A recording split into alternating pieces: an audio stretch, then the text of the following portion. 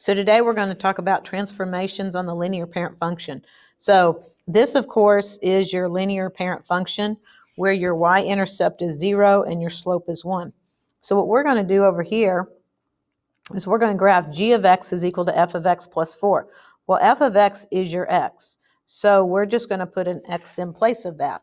So we can start at 4 and then go up 1 over 1, up 1 over 1, or another thing to look at is to move every point up 4. So basically, that's up 4, that's up 4, that's up 4. Regardless, this should be parallel lines. All right, let's go ahead and take a look at problem 2. So the same situation. We have given f of x equals x, graph g of x equals f of x minus 2. So f of x is the same as x. And then we're just going to bring down the minus 2. So basically, we're going to move every point down 2.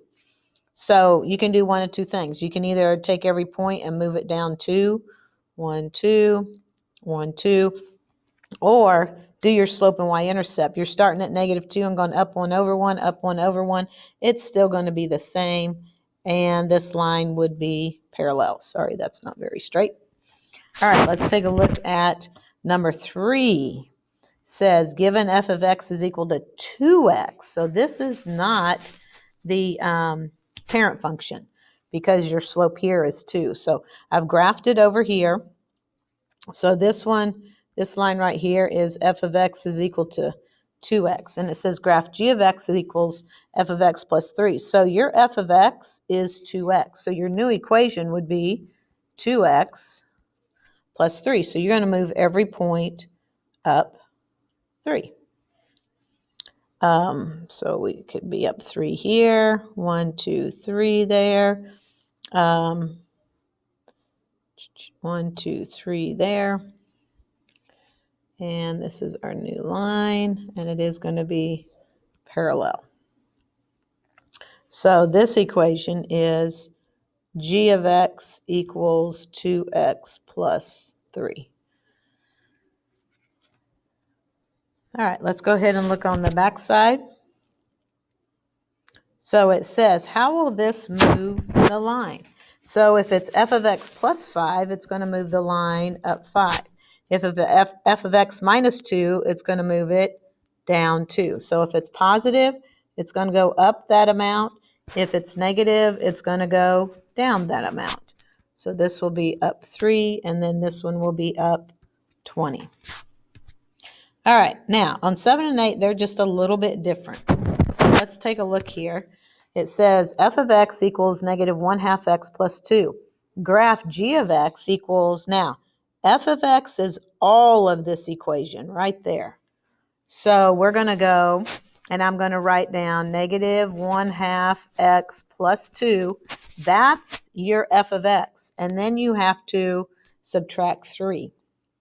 So your new equation is going to be the same slope, -1/2 x, and 2 minus 3 is -1. Now then, we're going to take this right here, that -3, and that tells us how much we're going to move each point down. Okay? So on this, we can move each point down 3, and make sure that if you take a point and move it down, don't use that right there because that doesn't go through an intersection. So we want to start here and then go down 1, 2, 3. And then over here at 4, 1, 2, 3. Or you can use your equation. Starting at -1, you go down 1, right 2, down 1, right 2.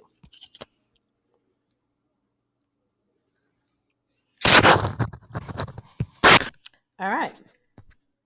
Let me erase a few of these. Well, come on now. All right, let's take a look at the last problem here. So we have f of x equals x minus 2. Graph g of x equals f of x plus 3. So all of this is our f of x. So it's x minus 2, and I'm just going to put that in parentheses, plus 3. And by the way, since it said plus 3, we're going to take every point and move it up 3. Our new equation will be x, and then negative 2 plus 3 is plus 1. So we can either take each point and move it up 3, 1, 2, 3, or we can start with our 1 and go up 1, over 1, up 1, over 1, up 1, over 1.